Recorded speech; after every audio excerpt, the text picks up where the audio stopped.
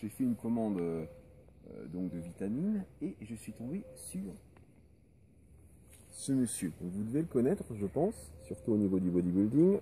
C'est monsieur Schwarzenegger. Donc j'ai lu un petit peu et c'était la période où je faisais justement beaucoup de piscine. Et qu'est-ce que j'ai découvert?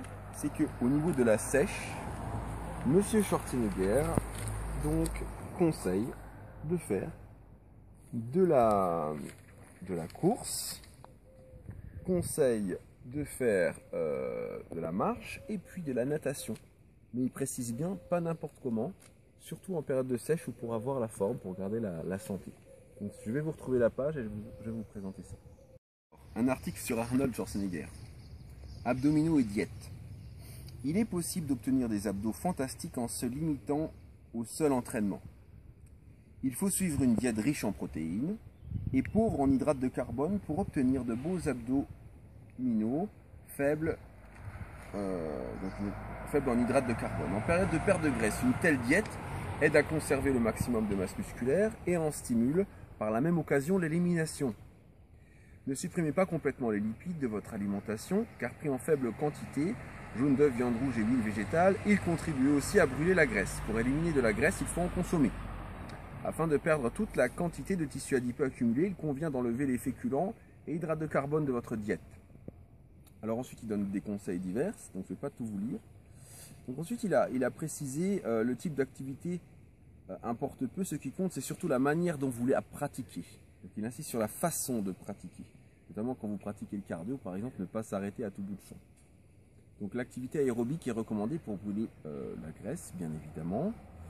Et il précise donc de la même façon, courir et nager vous maintient en bonne forme physique, évite la perte de flexibilité et vous protège des lésions. Le fait de courir représente un atout précieux pour l'entraînement. Je le recommande vivement afin d'avoir un corps dur et musclé. Les bienfaits pour la santé de la pratique de l'aérobic devraient être suffisants pour vous convaincre. Le cœur, les poumons et le système immunitaire en bénéficient également, de même que sont améliorées l'énergie et l'endurance. Donc voilà ce qu'il conseille. Il conseille donc de faire de la natation et de courir pour avoir un corps musclé.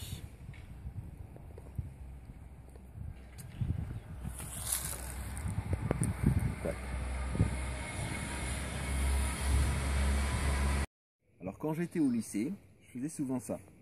Je me mettais sur un banc et je lisais des revues de bodybuilding, de préparation physique, d'entraînement, etc.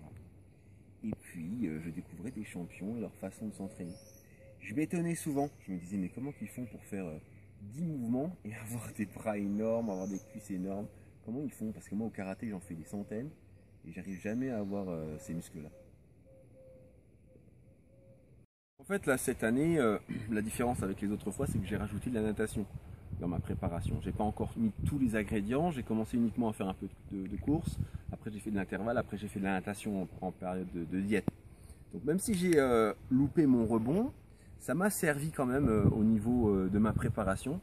J'ai vu la différence. Hein. Et puis mes proches, maintenant, tous mes proches me recommandent de conserver la natation, de garder la natation, parce qu'ils ont vu une nette différence dans mon énergie, dans ma souplesse articulaire, notamment durant ma préparation. Donc en fait, chaque saison, même au bout de 16 ans d'entraînement, on retrouve des vieux classiques, hein, on retrouve aussi des nouvelles techniques, on découvre des nouvelles techniques d'entraînement et ça permet d'enrichir sans arrêt sa pratique sportive au quotidien et puis son hygiène de vie. Merci à tous.